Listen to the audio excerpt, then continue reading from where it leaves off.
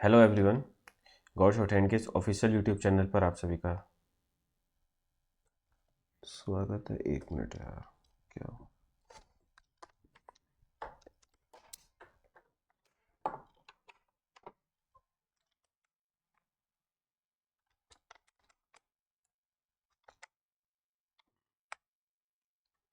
ठीक है। आवाज़ सही आ रही है? एक बार आवाज़ का बता दीजिए।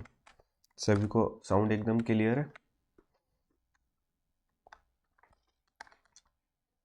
जय श्री कृष्णा, राधे, सौरभ, सब कुछ क्लियर है ना? कोई इश्यू तो नहीं है? चलिएगा फिर तो अपना स्टार्ट करते हैं। Class number 1। आज हम लोग अपना न्यू बैच स्टार्ट कर रहे हैं, है ना, जिसमें हम लोग सीखेंगे इंग्लिश शॉर्ट हैंड। और इंग्लिश शॉर्ट हैंड हम बिल्कुल बेसिक से करने वाले थे, बिल्कुल फ्रेशर्स के लिए, जिन्हें कुछ नहीं आता उनके लिए यहाँ पर, है ना। तो सबसे पहले तो अपनी जो माइंड में ड्यूरेशन है, सबसे बड़ा क्वेश्चन तो सबके पास यही रहता है कि सर हमारा ड्यूरेशन क्या रहेगी, है ना, कितनी जल्दी हम इसको सीख जाएंगे। तो देखो, अगर हम ड्यूरेशन की बात करते हैं तो अपना जो बेसिक बैच है, अगर हम अपने इस बेसिक बैच की बात करते हैं तो बेसिक बैच में इसमें मैक्सिमम 40 लाइव क्लासेज होंगी, है ना। 40 क्लासेस होंगी, तो मतलब 40 क्लासेस में बेसिक आपका कंप्लीट। अब यहाँ पर आपके ऊपर डिपेंड करता है कि अगर आप पर डे हमारे साथ जो क्लास होगी, इस क्लास को पर डे कंप्लीट कर लेंगे, कंप्लीट विथ प्रैक्टिस, है ना, तो आपका जो बेसिक है, जो बेसिक बुक है पिटमैन, वो कितने दिन में हो जाएंगी? 40 डेज में ये कंप्लीट हो जाएगी, है ना।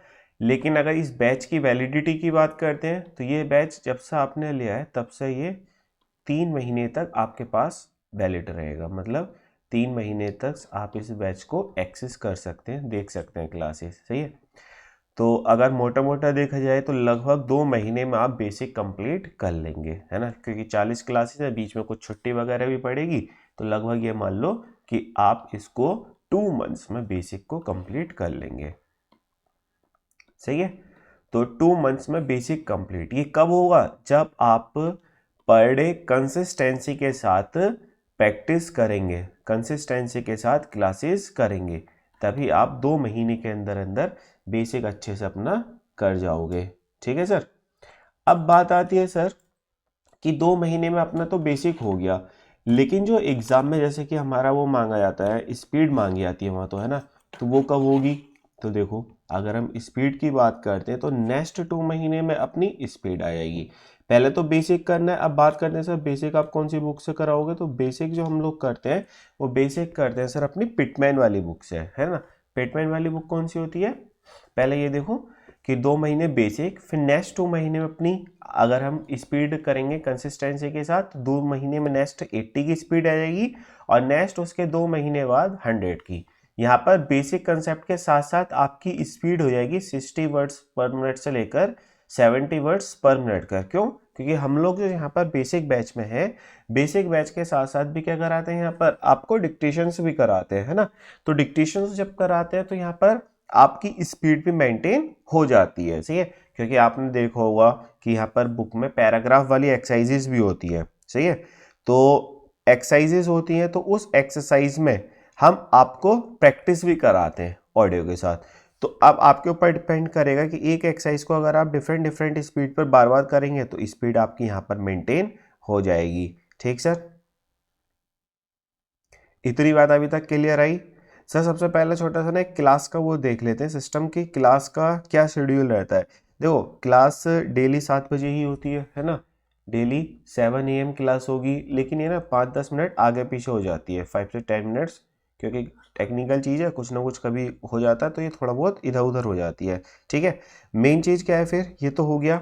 इसके बाद से जैसे ही क्लास आपकी स्टार्ट होती है, क्लास स्टार्ट होते ही आपके पास नोटिफिकेशन जाएगा। नोटिफिकेशन तभी जाएगा जब आपका नेट ऑन होगा, है ना, ठीक है। जैसे ही आपके पास नोटिफिकेशन जाएगा तो इसका मतलब है कि क्लास आपकी स्टार्ट हो गई है, आपको एकदम से ज्वाइन कर लेना है, ठीक है। आपने जैसे बैच लिया है माई जोन में, है ना, तो माई जोन में ही आपको बैच शो हो रहा होगा। तो माई जोन में शो हो रहा होगा, इसके नीचे एक डेट भी आ रही होगी कि ये बैच आपके पास में तब तक वैलिड रहेगा, कब तक रहेगा अवेलेबल, सही है वो। और साथ में यहाँ पर 3 चीजें आ रही होंगी आपकी, 3 ऑप्शंस आएंगे। एक तो यहाँ पर रिकॉर्डेड, यहाँ पर लाइव, यहाँ पर डाउट। लाइव में आएगा नेक्स्ट लाइव आपकी कब होगी विद डेट एंड टाइम। कभी कभी क्या होगा ना, क्लास कैंसिल हो जाएगी तो यहाँ पर आपका डेट के साथ दिखा देगा कि आपकी नेक्स्ट क्लास जो है वो कौन सी डेट को होने वाली है, ठीक है। साथ ही साथ यहाँ पर आपका रिकॉर्डेड में सभी क्लासेस फोल्डर वाइज होंगी, 1 2 3 4 5 से लेकर लास्ट तक। तो आपको क्लास के बाद यहाँ पर आना है, क्लास नंबर 1, यहाँ पर क्लास 1 की वीडियो मिलेगी, पीडीएफ मिलेगी, साथ ही साथ इसमें प्रैक्टिस के लिए कंटेंट मिलेगा, सही है। तो आपका मेन फोल्डर जो है वो ये वाला है। यहाँ पर क्लासेस आपको एकदम प्रॉपर सीक्वेंस में करनी है, क्योंकि हम लोग न्यू लैंग्वेज सीख रहे हैं और लैंग्वेज हम कोई भी कैसे सीख सकते हैं, प्रॉपर सीक्वेंस में, स्टेप बाय स्टेप, ठीक है। तो इस तरीके से हम देखते हैं 2 महीने में बेसिक कंप्लीट, फिर नेक्स्ट 2 महीने में 80 की स्पीड हो जाएगी, फिर नेक्स्ट 2 में 100 वर्ड्स की पर हो जाएगी। तो ये अप्रोक्स हमारा 6 मंथ्स लगेंगे पूरा स्पीड में। और ये जो इसकी ड्यूरेशन है ये आपकी प्रैक्टिस पर भी डिपेंड करेगी। आप ज़्यादा प्रैक्टिस करोगे, रिकॉर्डेड बैचेस ले लोगे, ज़्यादा प्रैक्टिस करोगे तो और भी जल्दी इसको सीख सकते हो, है ना। और आप अगर वही आनाकानी करोगे कि नहीं एक क्लास को 2-2 3-3 दिन में कंप्लीट करो, तो फिर यहाँ पर आपका और ज़्यादा टाइम लग जाएगा, ठीक है। तो चलो सर फिर नेक्स्ट अब अपना बात करते हैं सिलेक्शन प्रोसेस का। हम लोग मेनली 2 एग्जाम्स देते हैं, या तो हम कोर्ट वगैरह की तैयारी करते हैं या फिर एक जनरल सभी एग्जाम्स की तैयारी करते हैं। सभी एग्जाम्स में सबसे ज़्यादा जो मेन है, जो सबसे ज़्यादा आपका चलता है वो चलता है एसएससी, है ना। तो अगर हम एसएससी सिलेक्शन प्रोसेस की बात करते हैं तो इसमें 2 स्टेप होते हैं। पहला होता है सीबीटी, जैसा अभी जो स्टूडेंट्स दिए होंगे, है ना, जिन्होंने फॉर्म अप्लाई किया होगा तो उनका सितंबर में एग्जाम है, तो पहले सीबीटी होगा। सीबीटी में क्या आता है सर, इसमें 100 मार्क्स की इंग्लिश आती है, 50 मार्क्स की यहाँ पर आपकी जीके आती है एंड 50 मार्क्स की यहाँ पर आपकी रीजनिंग आती है। तो टोटल आपका 200 का मार्क्स का पेपर आता है, सही है। फिर इसका रिजल्ट आता है, मेरिट लगती है। अब मेरिट इस पर 2 लगती है, ये तो हो गया स्टेज 1। अगर किसी का भाई कोई भी डाउट हो तो पूछ लेना। फिर आता है स्टेज 2। स्टेज 2 कब आएगा, जब ये वाली मेरिट में आप क्वालिफाई करोगे, है ना। तो यहाँ पर आपकी 2 मेरिट लगेगी, एक तो ग्रेड सी की लगेगी और एक ग्रेड डी की। सी की क्या होता है, सी का थोड़ा सा ज़्यादा होता है ना, मेरिट इसकी थोड़ी सी सी की ज़्यादा लगती है डी के कंपैरिजन में, और डी की कम लगती है, सही है। यहाँ पर आपका सी में जो है 100 वर्ड्स पर मिनट का डिक्टेशन होता है, सही है। और यहाँ पर आता है आपका 80 वर्ड्स पर मिनट का। दोनों 10 मिनट्स के होते हैं डिक्टेशन, सही है, 10 मिनट्स के डिक्टेशन होते हैं। साथ ही साथ अगर यहाँ पर मिस्टेक्स की बात करते हैं तो जो हमारी युवा जनरल कैटेगरी होती है यहाँ पर इनके होते हैं 7%, और अदर रिजर्व्ड कैटेगरीज जो हैं उनके होते हैं 7%, 10% एरर। मतलब क्या है कि टोटल कितने हो गए, सॉरी ऊपर हम सी ग्रेड का बता रहे हैं ना, ये हमने डी का लिख दिया यहाँ पर। सी के लिए होता है यहाँ पर अरे यार भाई क्या कर रहे हैं,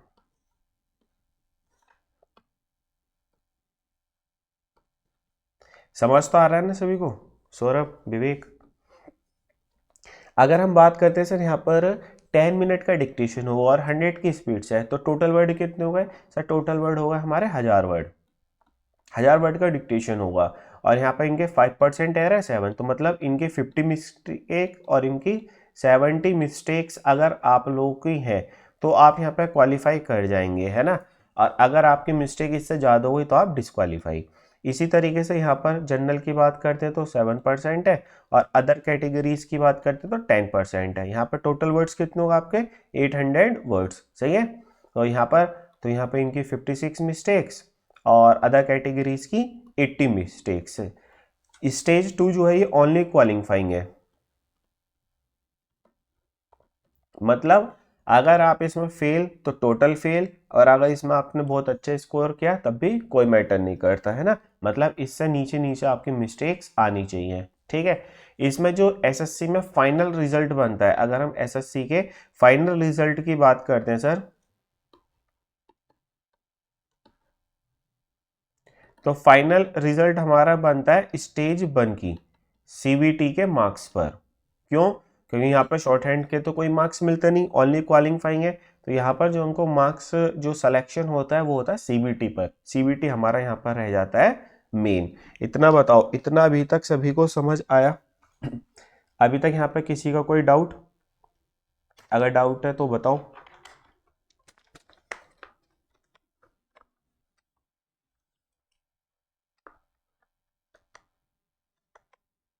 सबको अच्छे से समझ आ रहा है ना यहाँ पर?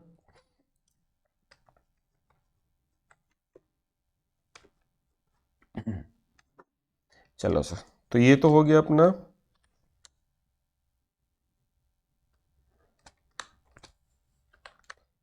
सिलेक्शन प्रोसेस एसएससी का, है ना। अब बात करते हैं sir. Yes sir, all clear, good. किसी का कहीं भी कोई डाउट हो एकदम से पूछ लेना, है ना। शर्माना नहीं है, डरना नहीं है, सही है। क्योंकि भाई क्लासेस कर रहे हो, अगर क्लास में डाउट रहेगा तो फिर क्या ही फायदा है क्लास का, सही है। तो इसलिए अच्छे से क्लास पढ़ो, कोई भी डाउट आता है एकदम से पूछो, चलिएगा। अब हम बात देखते हैं फिर सर कि कोर्ट्स के जो एग्जाम होते हैं उसमें किस तरीके को होता है। कोई भी आप कोर्ट का एग्जाम देते हैं, है ना, तो कोर्ट के एग्जाम के लिए क्या होता है, आपका पहला होता है रिटन टेस्ट।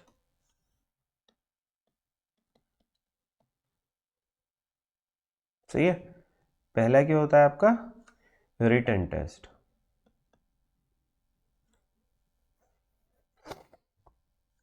अब रिटन टेस्ट में क्या होता है, वहीं पे वही आती है, पहले इंग्लिश,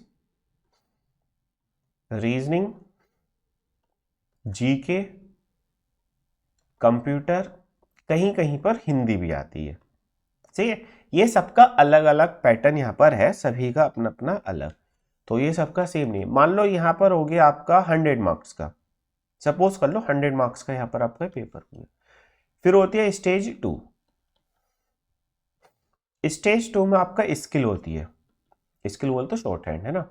अब स्किल यहाँ पर दो होती है आपकी, एक तो टाइपिंग टेस्ट भी होता है और एक आपका स्टेनो शॉर्ट हैंड वाला टेस्ट होता है। सही है, तो अगर हम बात करते हैं किसकी, टाइपिंग टेस्ट की, तो यहां पर टाइपिंग टेस्ट मार्क्स वाला होता है, कहीं पर 25 मार्क्स का, कहीं पर 50 मार्क्स का, मतलब जितनी ज्यादा मिस्टेक उतने कम मार्क्स। स्टेनो की बात करते हैं, स्टेनो भी कहीं पर 100 मार्क्स का होता है, कहीं पर 50 मार्क्स का। मतलब क्या, यहाँ पर आपके मार्क्स मिलते हैं। और इसकी बात करते हैं तो यहाँ पर मेनली 5 मिनट का डिक्टेशन होता है, 5 मिनट का डिक्टेशन होता है, और स्पीड कहीं पर 80 होती है, कहीं पर 100 वर्ड्स पर मिनट होती है। सही है, तो मतलब 100 या 80 का होगा, 5 मिनट का डिक्टेशन होगा, मार्क्स मिलेंगे। अब यहां पर जो फाइनल रिजल्ट आपका बनता है, अगर हम यहां पर बात करते हैं फाइनल रिजल्ट की, तो यहां पर final result stage 1 plus stage 2, English, ये टाइपिंग टेस्ट और स्टेनो सबका मिलके कंबाइन आता है फिर फाइनल, तब फाइनल। यहाँ पे कोई भी क्वालिफाई नहीं है, हर चीज के मार्क्स मिलेंगे। सही है। अगर कोर्ट के एग्जाम की बात करते हैं तो स्टेट लेवल होती है ये एक तरीके से, है ना, स्टेट वाले होते हैं। तो यहाँ पर एज जो होती है वो 18 से लेकर 40 ईयर्स तक होती है, कहीं कहीं पे ये 1-2 साल कम कर रखी है।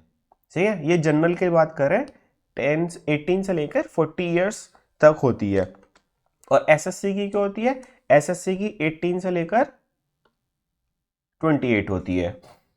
एसएससी की बात करते हैं तो यहाँ पर तो होती है 18 से लेकर 30, और यहाँ पर होती है 18 से लेकर 20 ईयर्स, 28 ईयर्स जनरल वालों के लिए। और सबके लिए तो वही है, 2-2 5-5 साल वाला जो है वो तो रिजर्वेशन कैटेगरीज के लिए है ही। ठीक है, चलो सर, सिलेक्शन प्रोसेस भी समझ आ गया। अब बात आती है सर, हमें शॉर्ट हैंड पढ़नी है तो हमारे पास क्या क्या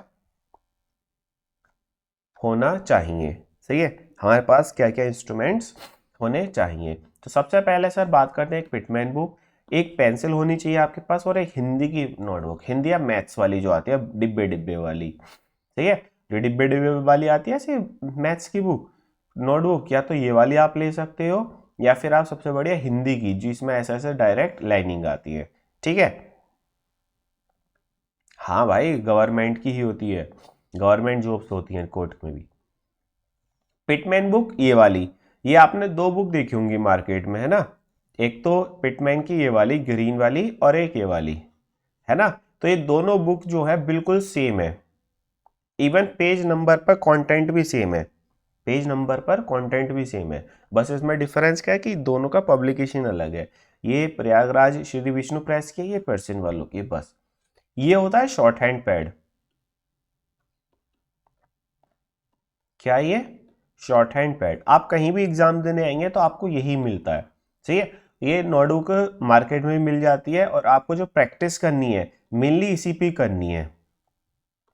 अगर आपको ये मिल जाते है तो बहुत अच्छी बात है, क्योंकि हिंदी वाली नोटबुक में इसमें क्या डिफरेंस है, दो लाइन जो होती है ये वाली लाइन, तो इसमें स्पेसिंग ज़्यादा होती है, हिंदी वाली में कम होती है और इसमें ज़्यादा होती है, और एक पेंसिल, ठीक है, जो हमको चाहिए। तो ये तीन चीज़ की ही रिक्वायरमेंट है हमारे पास, क्या क्या सर, एक बुक, एक नोटपैड और एक पेंसिल।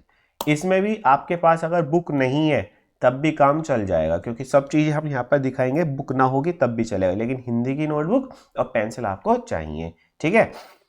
अब बात करते हैं सर इंट्रोडक्शन की, कि शॉर्ट हैंड है क्या, है ना। तो शॉर्ट हैंड की बात करते हैं तो सर ये 1837 में बनी थी, इंग्लैंड के अंदर बनी थी, और इन्हें बनाया था सर आइजैक पिटमैन, और इन्हीं के नाम पर हम लोग वर्जन पढ़ते हैं पिटमैन। पिटमैन जो हम पिटमैन शॉर्ट हैंड करते हैं ना, वो इनके इन्वेंटर के नाम के ऊपर है, सही है, पिटमैन, ठीक। इसके बाद करते हैं सर स्टेनो का थोड़ा सा एक इंट्रोडक्शन देख लेते हैं, क्योंकि पता होना चाहिए ना। तो हम लोग सब कहते हैं short hand, short hand. Short hand क्या है, शॉर्ट हैंड कुछ नहीं, ये ट्रेंडिंग नेम है। ये क्या है, ट्रेंडिंग नेम है। ट्रेंडिंग नेम किसका, स्टेनोग्राफी का, ठीक है, ये स्टेनोग्राफी का ही ट्रेंडिंग नेम है शॉर्ट हैंड। अब ये होती क्या है, इसके नाम से ही पता चल रहा है, स्टेनो तो इसको करने वाला हो गया पोस्ट, है ना, ग्राफी मतलब लैंग्वेज, ठीक है। अब ये लैंग्वेज है, तो लैंग्वेज कैसी है, हम इसमें सिंबल्स लिखते हैं, है ना, सिंबल्स लिखते हैं, और ऊपर से इसको लिखते हैं, तो स्क्रिप्ट भी हो गई है, ठीक है, स्क्रिप्ट हो गई, लैंग्वेज हो गई। अब इसको सर लिखते कैसे हैं, तो इस शॉर्ट हैंड की नीड क्यों पड़ी, तो सर अगर हम नीड की बात करते हैं कि हमें नीड क्यों पड़ी, तो नीड पड़ी टू राइट स्पीडली, है ना, या फिर हम बोल सकते हैं to write at the time of listening,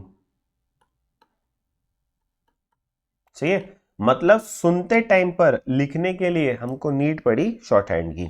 अब आपके माइंड में एक डाउट आ रहा होगा कि सर ऐसे तो हमारे पास बहुत टेक्नोलॉजी आ गई, अब तो एआई भी आ गया, है ना, तो क्या शॉर्ट हैंड की चीज़ें ख़त्म हो जाएंगी, नहीं ख़त्म नहीं होंगी, कम भले से हो जाएंगी, कम तो वैसे भी हो ही रही हैं, क्योंकि इतने लोग जॉब लग चुके हैं पहले से ऑलरेडी, है ना, तो इतने जब लोग लग गए तो भाई वैसी वैकेंसीज कम हो गई हैं, फुल हो चुकी है ना।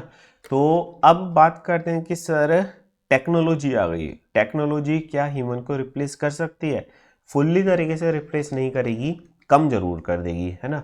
क्यों, आप मान लो आप कहीं जा रहे हो, आपको कुछ चीज़ अच्छी लगी, है ना, आपने देखा, आपने सोचा चलो मैं घर वालों को भी दिखाऊंगा, है ना, फोटो क्लिक कर लेता हूँ, आपने इतनी से जेब से फ़ोन निकाला है, कैमरा निकाला, और कैमरा आपका कर गया हैंग, और वो जो सीन था जो आप क्लिक करके दिखाने वाले थे वो आप दिखा पाओगे, अब क्लिक ही नहीं हुआ वो, लेकिन आपकी आंखों ने तो वो कैप्चर कर लिया, आप उसको समझा तो सकते हो कि ऐसे ऐसे चीज़ें मैंने देखी आज, है ना। तो वही चीज़ है, टेक्नोलॉजी आ तो गई, अब पता चला लिखा, अब लिखते कर बोलते टाइम पर क्या होता है, डिक्टेशन कोई भी बोलेगा तो ऐसे तो है नहीं एकदम फ्रिक्वेंसी में अच्छे से बोलेगा, कहीं चीज़ें कट भी होंगी कि भाई ये गलत हो गया सेंटेंस, दोबारा से लिखो यहाँ से, है ना। आप टेक्नोलॉजी में तो इतनी, वो तो भाई मान लो आपने रिकॉर्डर लगाया तो सीधा चलता ही रहेगा, उसको बोलो भाई डिलीट करो, डिलीट थोड़ी ना कर देगा, वो तो ऑडियो चल रही, तो आपने रिकॉर्डिंग करी तो रिकॉर्डिंग चल ही रही है, इसलिए ह्यूमन का है। आपने जैसा मान लो कोई डिक्टेशन दे रहा है, उसको लगा यार ये सेंटेंस गलत हो गया, छोड़ो इसको काटो, यहाँ से फिर से दोबारा लिखो, सही है, तो इसलिए फुल्ली तरीके से रिप्लेस नहीं कर सकती, तो इसलिए अच्छे से दो, जितनी जल्दी जॉब लग जाओगे उतना अच्छा आपका रहेगा, क्योंकि जितना ज़्यादा लेट करोगे उतना आपका कंपटीशन बढ़ने पर है। तो अगर डेफिनेशन की बात करते हैं तो डेफिनेशन हम इसमें क्या बना सकते हैं, अगर हम डेफिनेशन की बात करें तो बताओ, कौन बताएगा, कि इसकी डेफिनेशन क्या हो सकती है हमारी स्टेनोग्राफी की। देखो कोई नहीं पढ़ाता, वैसे हम भी चाहते तो हम भी वही आते, फर्स्ट उसके चैप्टर के कॉन्सोनेंट बताते, हो गया काम। बट नहीं, आप पढ़ लो तो आपको पता होना चाहिए बेसिक चीज़ें, है ना, जिससे कि कल को कोई पूछने लगा आपसे तो एटलीस्ट बता तो दोगे। तो यहाँ पर आप लिख दो स्टेनोग्राफी इज अ, या शॉर्ट हैंड से लिख लो, है ना।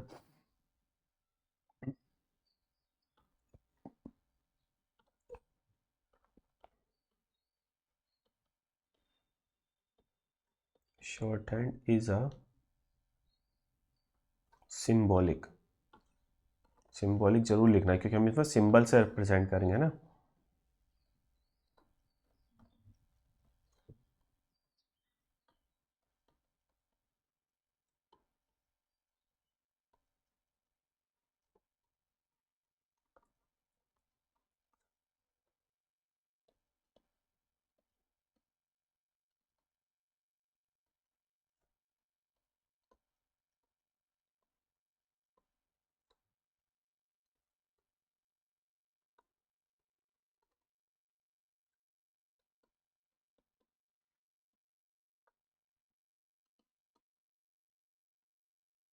ठीक है sir, short hand is a symbolic scripting language which is used to write speedily or to write at the time of listening। ठीक है, कि भैया शॉर्ट हैंड जो है वो एक सिंबल से रिप्रेजेंट करते हैं और सिंबॉलिक लैंग्वेज है ना, और इसका यूज जो होता है वो जल्दी से लिखने के लिए, सुनते टाइम लिखने के प्रयोग में आता है। ठीक है, इतनी बात हो गई। अब यहाँ पर एक चीज हम बार बार बोल रहे हैं, to write at the time of listening, at the time of listening. अब ये बताओ, जब आप कोई चीज सुन रहे हो तो उसका प्रोनाउंसिएशन आपके कान में जा रहा है या स्पेलिंग आपके कान में जा रही है? उसकी साउंड जा रही है ना, साउंड बोल तो प्रोनाउंसिएशन जा रहा है। तो यहां से एक रूल आता है हमारा, और रूल क्या आता है सर? रूल आता है कि शॉर्ट हैंड जो लिखी जाती है वो अकॉर्डिंग टू प्रोनाउंसिएशन लिखी जाती है, not by spelling. Take for example, मान लो आपका इंग्लिश में है ना, तो इंग्लिश में एक वर्ड होता है स्टमक, लेकिन हम लिखते क्या है? स्टमच। लेकिन आप जब शॉर्ट हैंड में लिखोगे, स्टेनो में लिखोगे, तो स्टेनो में लिखोगे इसको स्टमक। ठीक है, और जब इसको बाद में ट्रांसक्राइब करोगे, ट्रांसक्राइब को आपको ओरिजिनल लैंग्वेज में करना है, तो आप इसको क्या लिखोगे? स्टमक, ये वाला। सही है, मतलब आपको अगर डिक्टेशन बोला, ऑडियो बोली स्टमक, तो आपको साउंड ये गई, लिखोगे स्टेनो में क्या आप, जो इसकी प्रोनाउंसिएशन नहीं, जो इसकी स्पेलिंग है ना, जो साउंड गई वो। और फिर ट्रांसक्राइब जब इसको करोगे, तो ट्रांसक्राइब जब करोगे तो ओरिजिनल वर्ड करोगे, जो आपकी ओरिजिनल स्पेलिंग होती है। सही है, तो शॉर्ट हैंड जो है वो किसके अकॉर्डिंग लिखी जाएगी? प्रोनाउंसिएशन के अकॉर्डिंग लिखी जाएगी। Deep, very very good morning, but you are very very late, है ना, लगभग 20 मिनट की क्लास हो चुकी है। फिर नेक्स्ट आता है नो ओवर राइटिंग। हमको ओवर राइटिंग नहीं करनी है, कोई गलत हो गया तो काट के दोबारा लिख दो, है ना, नीट एंड क्लीन लिखना है। अब ये नहीं है कि सर ओवर राइटिंग नहीं करनी है तो हमें इरेजर का यूज करना है, इरेजर का यूज नहीं करना है, चाहे आपका कितना भी गलत हो जाए, काटो दोबारा से लिखो। ठीक है सर, इतनी बात सभी को समझ आई? अभी तक किसी का कोई डाउट? अब हम चलते हैं सर चैप्टर नंबर 1, अपना कॉन्सोनेंट्स। कॉन्सोनेंट्स अगर सभी ने बुक देखी ही होगी, तो बुक में एक डायरेक्ट ऐसे टेबल बना रखा है, यहाँ पर ये लिखी हुई है कि ये पी है, यहाँ पर पी डबल ई कर दिया, यहाँ पर इसका सिंबल ऐसा बना दिया, यहाँ पर P P P O P ऐसे लिख दिया। लेकिन हम लोग ऐसा नहीं करेंगे, हम लोग बहुत अच्छी तरीके से इनको पढ़ेंगे। कॉन्सोनेंट्स को हमने 3 पार्ट्स में डिवाइड किया। और सर अगर राइटिंग बहुत गंदी हो तो क्या मतलब है? राइटिंग का आपका क्या करना है? आपको कोई अवार्ड थोड़ी ना मिलना राइटिंग का, आपको कोई राइटिंग का अवार्ड थोड़ी ना मिलना है, और ना आपकी राइटिंग चेक होनी, आपको तो टाइप करना लिखने के बाद। तो आपकी राइटिंग से मतलब ही क्या रह गया? आपको तो बस यहाँ पर जो सिंबल्स बताएंगे हम, जब ये जैसा कॉन्सोनेंट्स बताएंगे, है ना, इसकी राइटिंग अच्छी होनी चाहिए बस। इंग्लिश की राइटिंग आपकी कैसी है डजेंट मैटर, क्यों? क्योंकि आपको डिक्टेशन बोलेगा ऑडियो, है ना, उससे कोई मतलब नहीं। आप लिखोगे शॉर्ट हैंड में, स्टेनो में, इससे आपको कोई मतलब नहीं, और इसको लिखने के बाद आप टाइप कर दोगे, इससे आपको कोई मतलब। तो राइटिंग का तो आपका कहीं पे खेल आया ही नहीं, राइटिंग का तो काम ही खत्म। सही है, तो राइटिंग अच्छी है गंदी डजेंट मैटर। ठीक है जी, और कोई डाउट? हाँ, तो अब हम बात करते हैं कॉन्सोनेंट्स। कॉन्सोनेंट्स को हमने इजी करने के लिए 3 पार्ट्स में डिवाइड किया: state consonants, curved consonants, special consonants. अब बात करते हैं सर स्टेट कॉन्सोनेंट्स कौन सी होते हैं। यहां पर हम सिंपल स्ट्रेट लाइंस ड्रॉ करते हैं।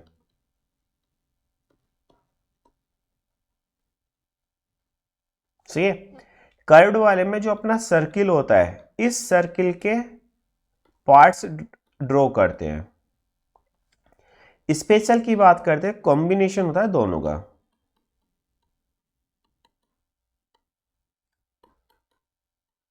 सही है, पहले और दूसरे का कॉम्बिनेशन होता है। तो स्टेनो चेक, हाँ स्टेनो चेक नहीं होती, स्टेनो कहीं चेक नहीं होती भाई, यही चीज तो समझो। इसमें मेन चीज क्या होता है, यहां पर आपको एक ऑडियो बुली, सही है, उसको फिर आपको लिखना है शॉर्ट हैंड में, और फिर इसको आपको टाइप कर देना, मतलब ट्रांसक्राइब कर देना। सही है। ये अब यहां पर मेन चीज समझो, जो आपको ऑडियो बुली, ये यही सेम आपको टाइप करना है, सेम टाइप करना है। ये वाला पोर्शन से डजेंट मैटर, ये आपके ऑन कोड है। ऑन कोड मतलब ये आपके अपने कोड्स हैं, ये चेक नहीं होती, शॉर्ट हैंड चेक कहीं नहीं होती। सही है, ये आपके अपने कोड हैं, जैसा आप चाहो वैसा लिख सकते हो। लेकिन जो आपको डिक्टेशन बोला, वो उनको यही वाला वर्ड यहां पर चाहिए टाइप में। ये आपकी जो टाइप आप करोगे, ये मेन कॉपी होती है, ये आपकी मेन कॉपी होती है, यही चेक होती है। ठीक है, अब तो क्लियर हो गया।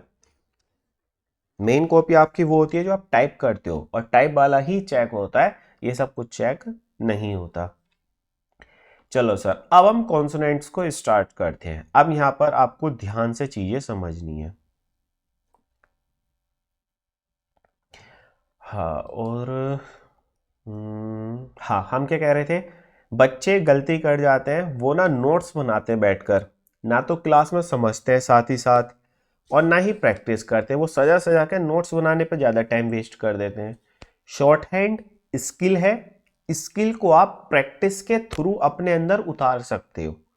अगर आपको पहले से आते तो इंप्रूव कर सकते हो with the help of more practice. सही है, तो आपको ज़्यादा से ज़्यादा चीज़ें प्रैक्टिस पर ध्यान देनी है, टाइम वेस्ट नहीं करना है फालतू की चीज़ों में। चलो सर, जैसे हम कॉन्सोनेंट्स जब भी पढ़ेंगे, शॉर्ट हैंड में कुछ भी पढ़ेंगे, तो दो कॉन्सेप्ट हमारे पूरे चलेंगे, एक तो लाइट और एक डार्क। जो स्टूडेंट्स पहले पढ़े होंगे उनको पता भी होगा कि लाइट डार्क यहाँ पर बहुत ज़्यादा करता है। तो जिस चीज़ को हम फोर्स करेंगे, स्ट्रेस करेंगे थोड़ा सा, या फिर सिंपल सिंपल बोल दो किसी चीज़ पर हम इम्फेसाइज करेंगे, सही है, तो वो सब चीज़ें कैसे बनेंगी, डार्क बनेंगी। और जिनको हम सिंपली बोल देंगे, है ना, वो लाइट बनेंगी। ठीक है। अब जैसे सर यहाँ पर बात करते हैं, पहला हमारी डायरेक्शन आती है ऊपर से नीचे की तरफ। हम लोग एकदम सीधी लाइन लाते हैं ऊपर से नीचे की तरफ, सही है, एकदम सीधी लाइन लाते हैं और धीरे हाथ से बनाते हैं, हल्के हाथ से, तो ये टी बनता है। इसी को जब हम डार्क कर देते हैं तो ये हमारा डी बनता है।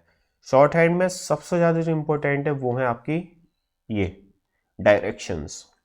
सही है, लाइट डार्क कभी चल जाएगा, लेकिन डायरेक्शन जो आपकी है वो आपको उसी डायरेक्शन में बनाना पड़ेगा। ठीक सर, डायरेक्शन आपकी यही रहनी चाहिए, टी और डी। नेक्स्ट पी की बात करते हैं, यहाँ पर हम स्लैंट बनाएंगे टेढ़ा फॉरवर्ड तरफ, है ना, तो ये पी, और इसी को डार्क हाथ से बनाए तो बी। इसलिए आपको अभी क्या बोला कि पेंसिल से करनी है। क्यों, पेंसिल को अगर हवा में चलाओगे हल्के हाथ से तो वो हल्की चलेगी, और डार्क कर दोगे थोड़ा सा तो डार्क हो जाएगी। सी एच की बात करते हैं सर, बैकवर्ड स्लैश बना देंगे, सी एच बोले तो चे, तो ये सी एच, इसी को डार्क कर देंगे तो जे। फिर नेक्स्ट फॉरवर्ड डायरेक्शन में बना देंगे तो लाइट बनाएंगे के, और इसी को डार्क कर देंगे तो जी। सही है, के और जी। क्लियर, इतनी बात सभी को समझ आई। अब देखो, आप इसको प्रोनाउंशिएट करके देख लो, प्रोनाउंशिएट करके देख लो टी और डी को। तो टी एकदम बोल दिया, डी टाइम लग रहा है बोलने में, है ना। इसी तरीके से पी बोलो, पी एकदम भूल गया, बी टाइम लग रहा है, सी एच च और जे, के जी, तो कहीं ना कहीं ज़्यादा टाइम लग रहा है इसमें। चलो सर, तो ये है आपके स्टेट कॉन्सोनेंट्स। नेक्स्ट फिर अपने आती है कर्व्ड कॉन्सोनेंट्स। कर्व्ड कॉन्सोनेंट्स में क्या आता है, जैसे हम इंग्लिश का सी बनाते हैं, तो बस अगर वही वाला कर्व्ड बना देंगे तो टीएच का काम करेगा। इसी को उल्टा सी बना देंगे तो ये काम करेगा एस का, और इसी को डार्क करके बना देंगे तो जेड। अरे ये मत सोचो, बस जे को जे बोलेंगे, ये मान लो अभी बस। ये एम, इसी को उल्टा बना देंगे तो ये एन, और डार्क कर देंगे तो एनजी। एनजी बोले तो आईएनजी जो आता है ना, उसके लिए यूज करेंगे। एफ को हल्का सा स्लैंट करके बनाएंगे कर्व, और इसी को वी। इसी को उल्टा बना दिया तो एस एच, और डार्क कर दिया तो जेड एच। ठीक सर, ये है आपके कर्व्ड कॉन्सोनेंट्स। नेक्स्ट फिर आपके आते हैं स्पेशल कॉन्सोनेंट्स। स्पेशल कॉन्सोनेंट्स में लाइट डार्क कुछ नहीं है, सिर्फ और सिर्फ यहाँ पर एक ही चीज है, डेट इज डायरेक्शन। आप राइट का साइन बनाते हो, ऐसे बना के नीचे ही ले गए तो ये डब्लू का बन जाता है, और ऐसे राइट के साइन को अगर उल्टा बना दिया तो ये आपका वाई बन जाता है। बात करते हैं सर एच की, नीचे सर्किल बनाया, ऊपर ले गए एकदम सीधी लाइन, नीचे सर्किल बना के ऊपर एकदम सीधी लाइन, तो ये हो गया हमारा एच। और एक ऊपर सर्किल बना के नीचे लिया है, ऊपर सर्किल बना के एकदम डायरेक्ट सीधी लाइन लिया है, तो ये सी एच, सॉरी एच हो गया डबल वाला। आर की बात करते हैं, नीचे से ऊपर ले गए एकदम, तो ये हमारा आर, और एक कर्ड वाला होता है ऊपर से नीचे लिया है तो भी ये आर। ठीक सर, अब आपके दिमाग में यहाँ पे आऊंगा सर ये तो दो एच है दो आर है, हमें कब कौन सा बनाना है, इसकी टेंशन आपको नहीं लेनी है। आगे एक कंसेप्ट आएगा, वहां पे क्लियर हो जाएगा कि ये वाला एच कब बनेगा, ये वाला आर कब बनेगा। ठीक है, तो आपको स्ट्रेस बिल्कुल नहीं लेना है, बस चीज़ों को थोड़ा सा टाइम देना है। टाइम इन द सेंस, हो सकता है जो मन में आपके डाउट अभी है वो आगे कंसेप्ट आ रहा हो तो वो क्लियर हो जाएगा। ठीक है, तो अभी थोड़ा सा पेशेंस रखना लर्निंग टाइम पर, कि आप ज़्यादा चीज़ें पैनिक ना होना और ज़्यादा एक्साइटेड ना होना कि मैं अपना नाम कैसे लिखूंगा, है ना, या अपना ये चीज़ कैसे लिखी जाएगी, वो आगे आएगा, स्टेप बाय स्टेप आएगा धीरे धीरे। सही है।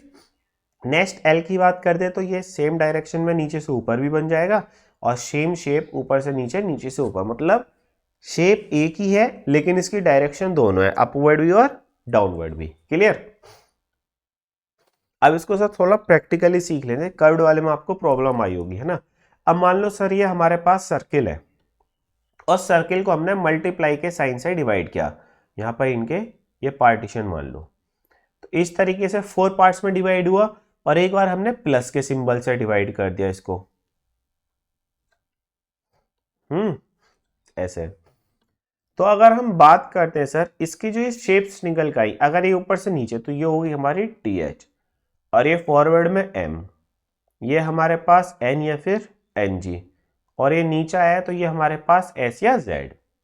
इसी तरीके से ये वाला जो कट कर आया तो ये एफ या वी, ये वाला हमारे पास आ गया एल, ये आ गया डाउनवर्ड आर, और ये आ गया एस एच या फिर जेड एच।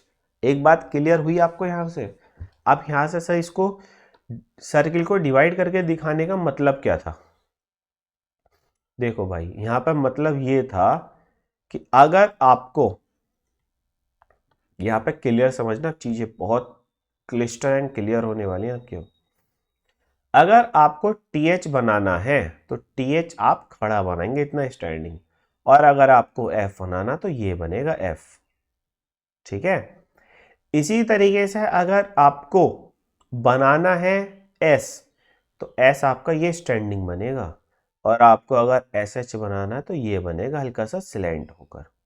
ये पार्टीशन से इसलिए बनाया कि अगर आपको एफ बनाना है तो इससे और इसके बीच वाली शेप लेनी है बस। अब ये देख लो ये खड़ी है या ज्यादा स्लैंट है। ठीक है, ये क्लिस्टर क्लियर करने के लिए आपको बताया गया था। नेक्स्ट बात करते हैं सर, अगर ये बनाए यहाँ पे मान लो हमारे पास, समझ तो आ रहा है ना ये। अब कर्व्ड वाले क्लियर हो गए ना कि कौन सा कॉन्सोनेंट कितना स्ट्रेट रखना है हमको, सही है सो नो, हाँ ना तो बोलो भैया, के या फिर जी, पी या बी, टी या डी, सी एच या जे, और ये गया आर।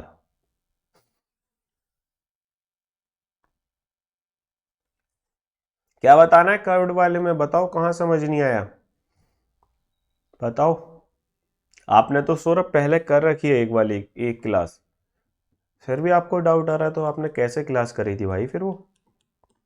यहाँ पे सर दो देखो, एक सी एच, सी एच आपका ये बनता है ना, और आपने यहाँ पर आर भी देखा, आर आपका ये बताया, तो ये अब सी एच और आर में डिफरेंस क्या है? सी एच आपका लगभग 60 डिग्री होता है और ये 30 डिग्री होता है। मतलब अगर सी एच ऊपर से नीचे बना हुआ है तो तड़ा होगा, है ना, और आर है नीचे से ऊपर जाएगा तो थोड़ा स्लैंट होगा, ज़्यादा स्टैंडिंग नहीं होगा। ठीक है सर, याद रखने में प्रॉब्लम आती है। हाँ, वही तो रटनी है चीज़ें, शॉर्ट हैंड रट्टाफिकेशन है, और इसको प्रैक्टिस करके ही आएंगी चीज़ें। वैसे नहीं रटोगे आप, ऐसे देखो याद हो गया होगा कि ऐसे बनाए तो के ऐसे बनाए तो पी ऐसे टी ऐसे सी एच, लेकिन जब आप लिखने बैठोगे इसको तब चीज़ें प्रॉब्लम क्रिएट करेंगे। तो इसको बार बार प्रैक्टिस में करना है, ठीक है? क्लियर? इतनी चीज़ें क्लियर है सबको?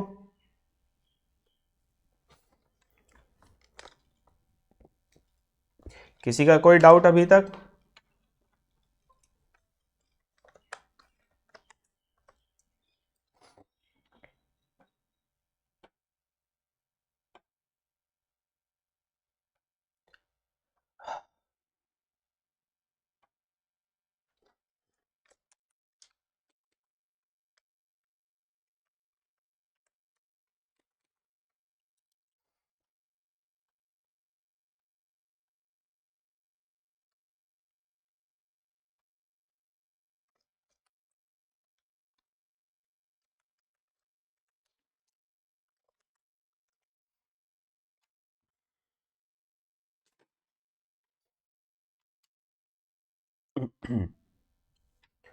चलो सर, नेक्स्ट अब बात करते हैं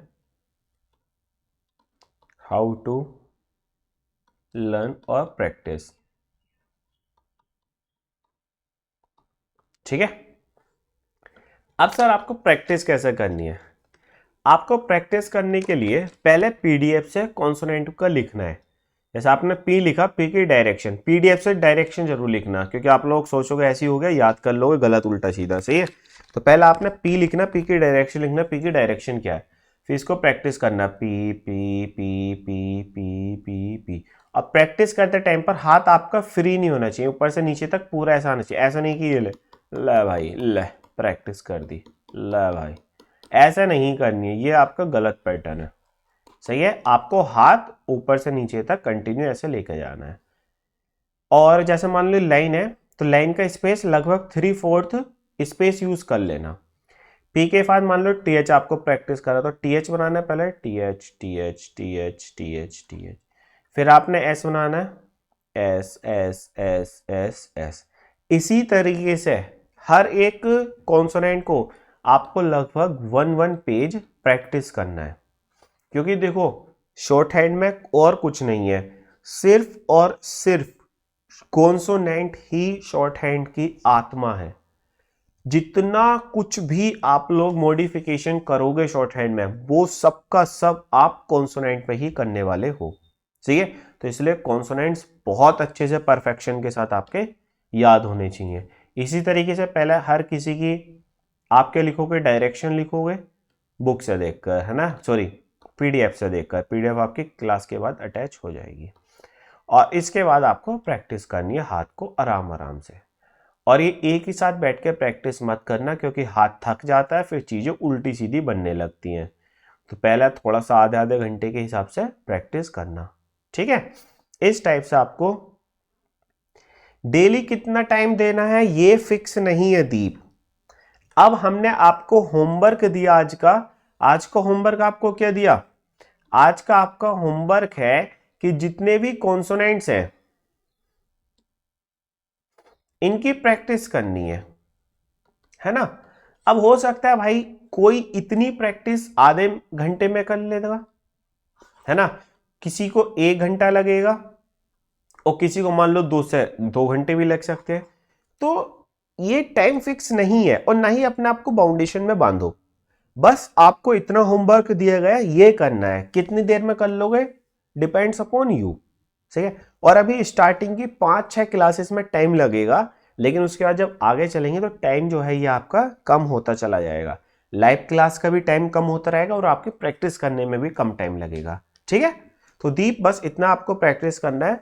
और आज की क्लास में ये ऐसे तो आप कॉन्सोनेंट याद करोगे, इस कॉन्सोनेंट को याद करने के बाद आपको फिर होमवर्क मिलेगा। होमवर्क क्या सर? डिक्टेशन, यहां पर एक ऑडियो डिक्टेशन आपका अटैच होगा आज का, और इस डिक्टेशन में क्या होगा? कॉन्सोनेंट्स। ठीक है, कॉन्सोनेंट्स अटैच होंगे। मतलब क्या? पहले आपको याद करने, याद करने के बाद ऑडियो से लिखना है। फिर जब कल क्लास होगी, तो क्लास जब लाइव स्टार्ट होगी तो उसमें सबसे पहले आपका एक डिक्टेशन बोलेगा, यही कॉन्सोनेंट्स का, कि भाई आपको याद हुए नहीं। क्योंकि देखो आपको अभी डेफिनेशन में क्या बताया था कि शॉर्ट हैंड जो है वो उसका मेन काम क्या है? उसका मेन काम है सुनकर लिखना, और हम लोग उसी पर मेन फोकस करते हैं, सुनकर लिखने पर। जबकि आप लोगों में से किसी ने अगर कहीं कर रखी है पहले यूट्यूब पर या ऑफलाइन कोई गया है, तो आपने देखा होगा वहां पर पूरी पिटमैन की बुक हो जाती है, लेकिन आपको एक वर्ड बोलकर नहीं लिखाया जाता, डिक्टेशंस नहीं कराए जाते, है ना। मेनली ये जो दिल्ली एनसीआर में कोचिंग्स चल रही है, ये तो बहुत ज़्यादा बच्चों के साथ ये प्रॉब्लम क्रिएट करते हैं ना, कि 6-6 7-7 महीने, एक एक साल में बेसिक कंप्लीट कराते हैं पिटमैन बुक, उसमें भी डिक्टेशंस नहीं कराते, तमीज़ से नहीं कराते चीज़ें। उससे क्या होता है? बच्चे का करियर खराब होता है ना। बट उनको क्या, उनको तो अपनी मंथली फीस चाहिए, एक मोटा इनकम ले लेते हैं वो तो पहले बच्चे से एडमिशन के टाइम पर। फिर बच्चा भी बंध जाता है कि यार अब फीस दे दी, अब कहाँ जाऊँ, क्योंकि घर वालों से बोलोगे तो फिर दिक्कत आएगी। घर वाले बोलेंगे अभी तो फीस दी थी, है ना। अपने यहाँ पर ऐसा नहीं है, अपने यहाँ फीस तो लेते हैं, उसके काम भी कराते हैं पूरा परफेक्शन के साथ, है ना। तो यहां पर क्या है? ऑडियो। अब इसके साथ एक कंडीशन है। कंडीशन क्या है सर? जब आप ये ऑडियो प्ले करोगे, इस आग को, ये ऑडियो जब आप प्ले करोगे, तो प्ले करने के बाद, ये ऑडियो प्ले करने के बाद आपको ना तो पॉज करनी है, ना ही सीख करनी है, कुछ करना ही नहीं है। बस प्ले के बाद ये डायरेक्ट स्टॉप होनी चाहिए। अब सर हमसे तो बीच में लिखा नहीं जाएगा, कोई वर्ड मिस हो गया तो, मिस हो गया तो छोड़ दो, कोई बात नहीं, जो आ गया है उसे लिखो। शॉर्ट हैंड में मिस होती ही है चीजें, तो इसलिए परेशान नहीं होना है हम लोगों को कि छूट गया, लेकिन जो है कोशिश करो कि कम से कम छूटे। ठीक है, तो चलो आज की क्लास तो अपनी इतनी ही थी, और ये रहेगा अपना कल का टॉपिक। कल हम सीखेंगे पॉसिबिलिटी। ठीक है, क्लास अपना डेली इसी टाइम होगी, तो सभी लोग अपना क्लास टाइम से ज्वाइन कर लेंगे। ठीक है, नहीं भाई बेस्ट वेस्ट कुछ नहीं, बस थोड़ा सा प्रैक्टिकली पढ़ाते हैं। चलो फिर, और कोर्ट के लिए, अच्छा ये तो आपका पहले था। ठीक है, तो अच्छे से सभी लोगों को प्रैक्टिस करनी है। क्लियर? किसी का अगर कोई डाउट है तो पूछ लीजिए, वरना मिलेंगे फिर कल सेम टाइम सेम जगह। Any doubt? No doubt? चलो फिर ठीक है, बाय बाय, टेक केयर।